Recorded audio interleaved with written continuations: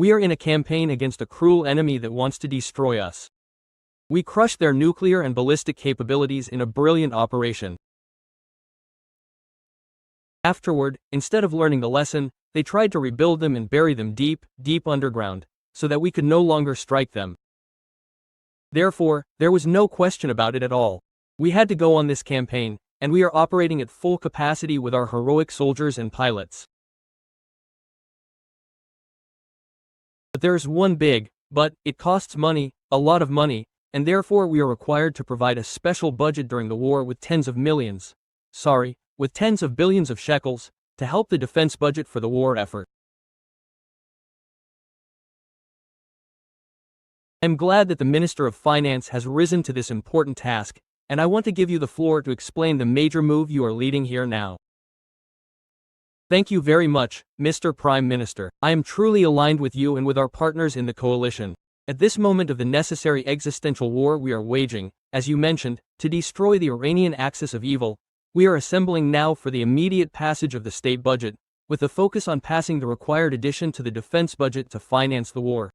And as the Prime Minister mentioned, this involves tens of billions of shekels. This is not an expense, it is an investment. To succeed in this mission, we are now setting aside controversial issues that are not suitable for a time of war. We are setting aside the draft law, which will not be promoted now, and along with that, also a number of reforms around which we have not yet reached a broad consensus. War is a time for unity, for national responsibility, and I thank you, Mr. Prime Minister, and all the members of the government and coalition. As Minister of Finance for the past 3 years, I have been required to lead Israel's economy and make especially difficult decisions and rulings now. It is no secret that the Prime Minister and I wanted to bring more good news to the citizens of Israel in this budget, with an emphasis on addressing the cost of living. But the responsibility placed on our shoulders requires focusing on passing the budget immediately for the security of the state and the welfare of its residents.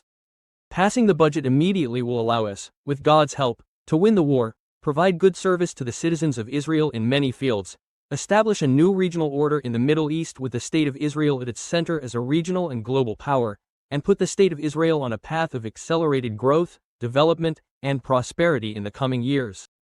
Together, Mr. Prime Minister, with God's help, we are winning the war and winning the economy. Thank you.